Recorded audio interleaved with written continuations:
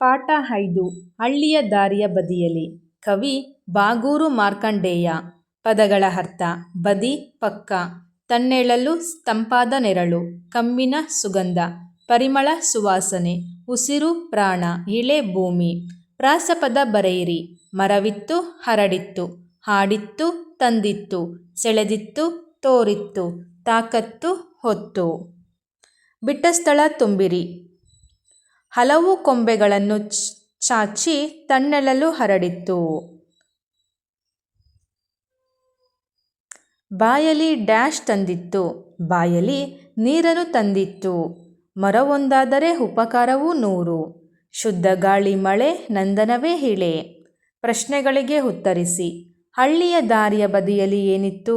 ಹಳ್ಳಿಯ ದಾರಿಯ ಬದಿಯಲ್ಲಿ ಒಂದು ಮಾವಿನ ಮರವಿತ್ತು. ಹಕ್ಕಿಗಳು ಗೂಡನ್ನು ಎಲ್ಲಿ ಕಟ್ಟಿದವು?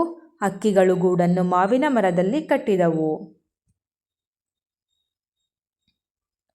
ಹಕ್ಕಿಯ ಮರಿಗಳು ಏನೆಂದು ಹಾಡಿದವು?